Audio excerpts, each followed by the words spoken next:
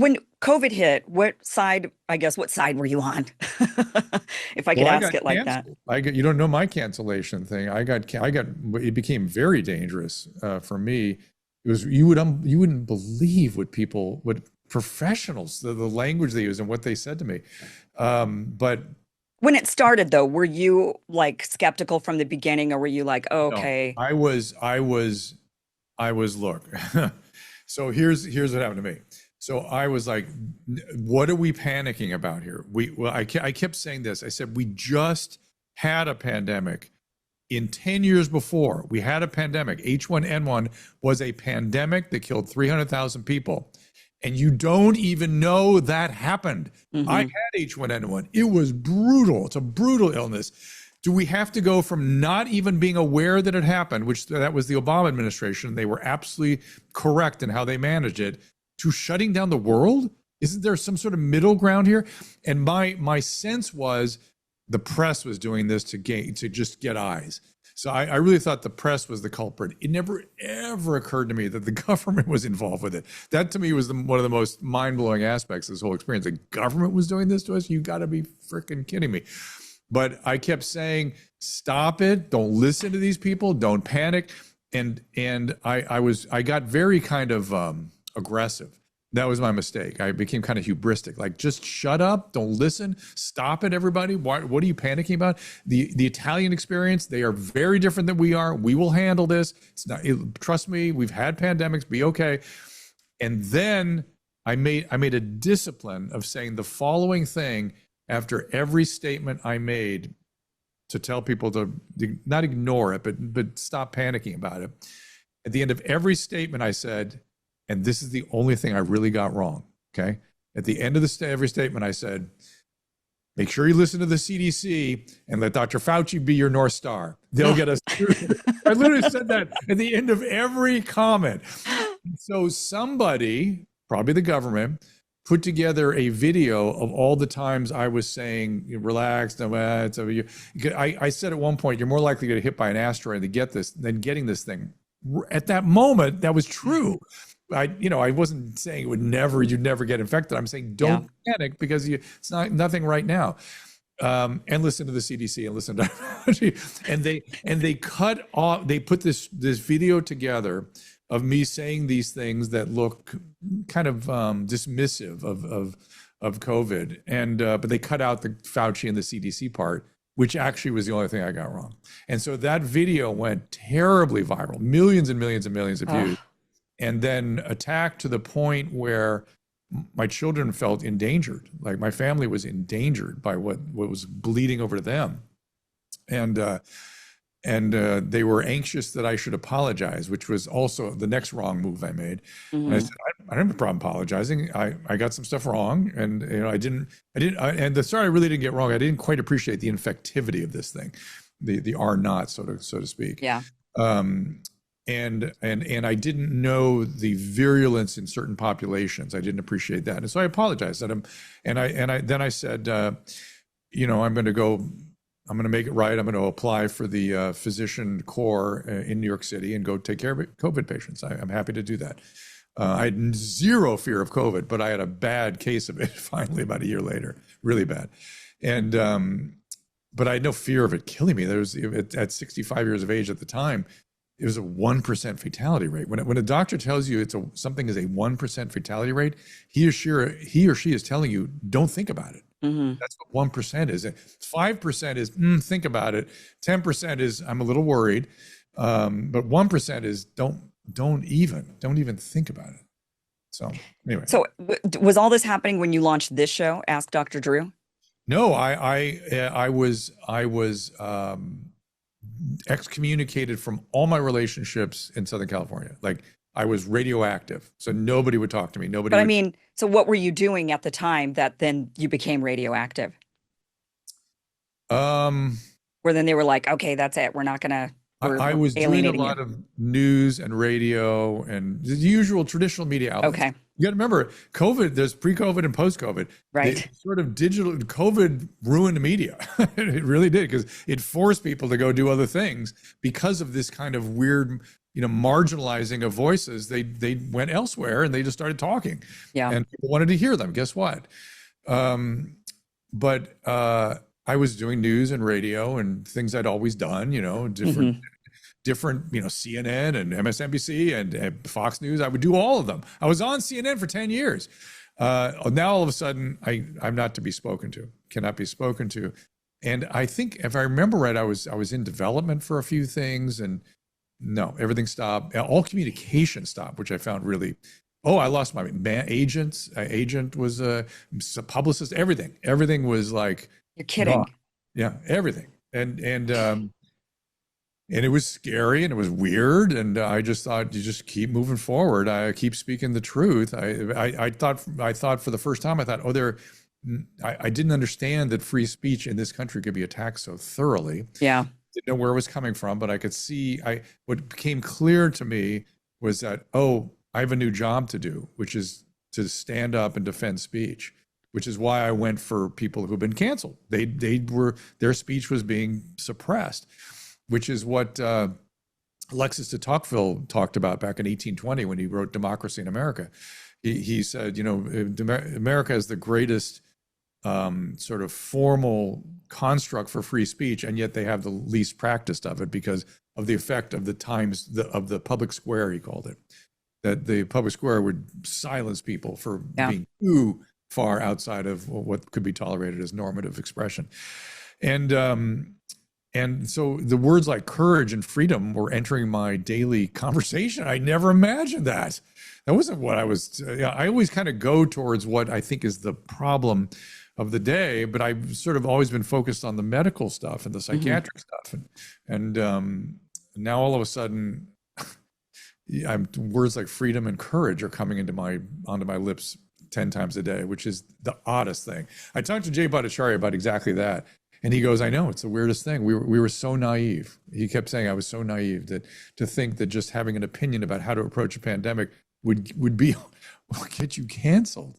Yeah. You limit your First Amendment.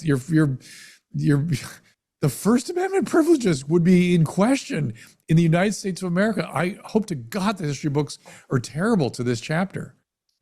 I hope so too. Not sure if they will be, because I'm not sure how many people have changed their minds. Speaking of, now it's 2025. I mean, now you've been vindicated. So have you had any resurgence of any of these, the mainstream? Have they come back around and are they like, Drew, we love you.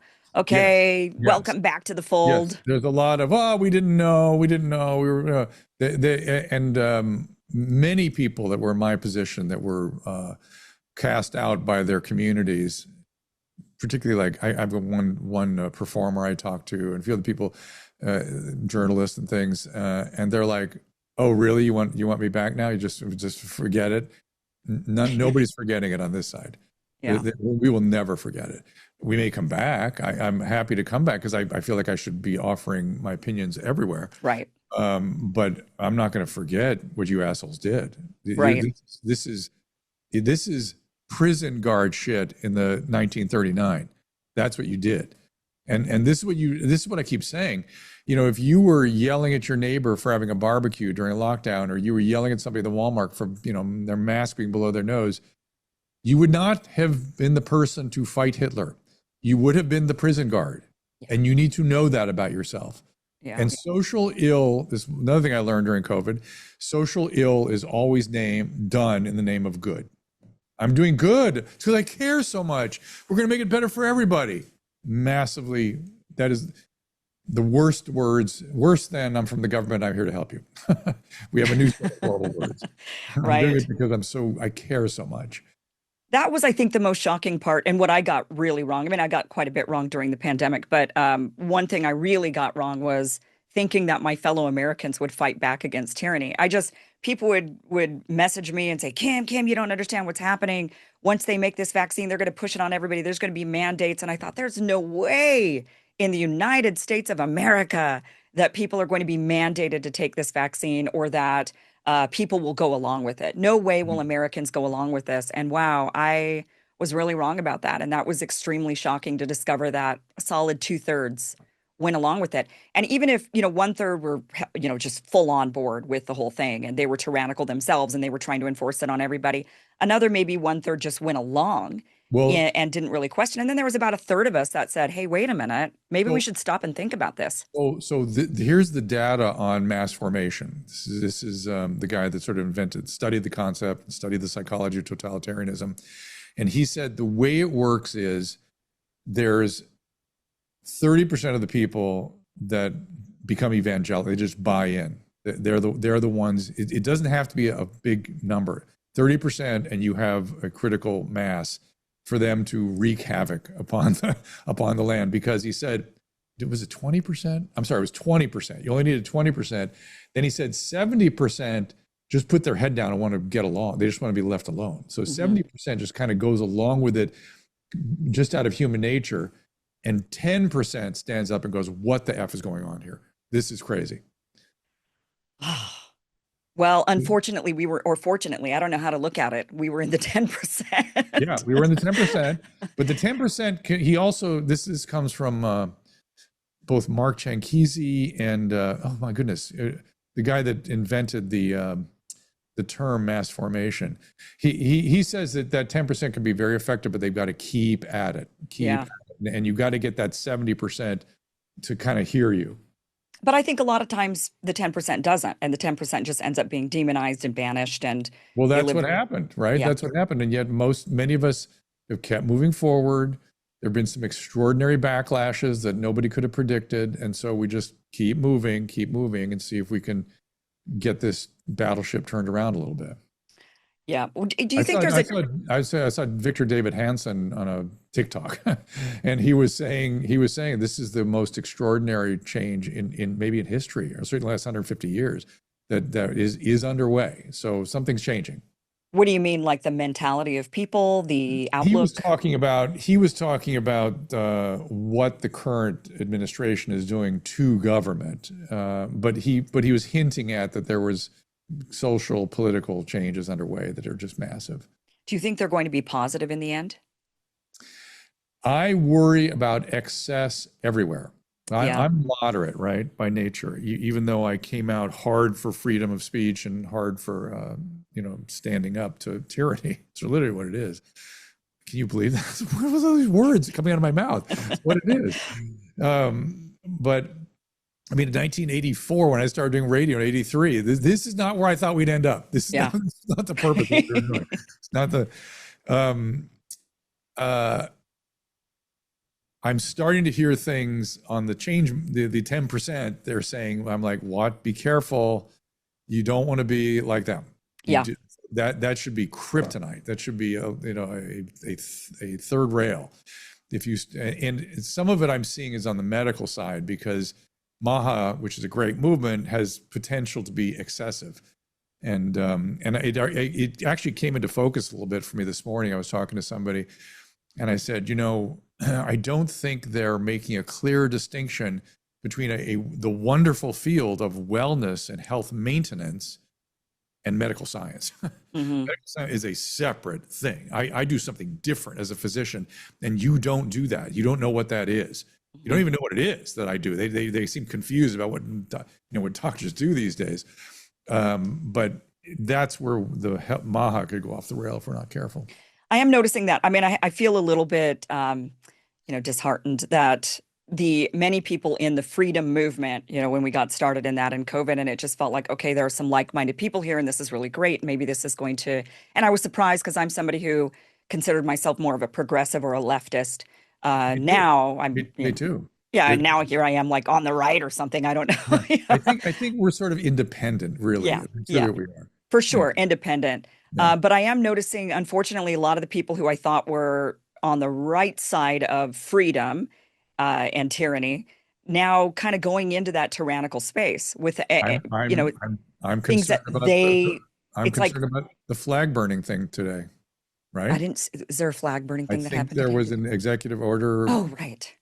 Yeah. Where you can burn any flag but the Israeli flag. Is that what it was? I don't know. It was something about flag burning, and I thought, we're getting into trouble here. This is okay. There's been some stuff that I just feel like, look, you can't just be the causes you're okay with. But Kim, I hear this all the time. But Kim, this is different. I'm like, that's what the people during COVID said. But Yes. Kim, this is different. But Yes. this You is have to, you different. have to, I've really realized that you have to be a libertarian around free speech. It has to be Yeah.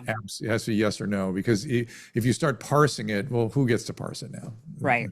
Right. Yeah. Yeah. You have to be neutral and just say, look, like, even if you're going to say things I don't agree with, you have to have the ability to say that. The problem is when people think, no, this is life and death. This is different. And that is when they start to say, we have to be tyrannical. We have to clamp down on this. We have to ban it. Let's think about that. This is a zone I don't have a clear notion about yet, which is, to some extent, when there is an existential crisis, we all do need to get on board and have things centralized and go with it. The problem is, that I'm seeing, is how do you know when you get to that place? Thank you for watching this clip from the full Kim Iverson Show, which you can catch Monday through Friday, 2 p.m. Pacific, 5 p.m. Eastern at KimIversonShow.com. It is free for you to watch. Again, 2 p.m. Pacific, 5 p.m. Eastern, KimIversonShow.com. See you there.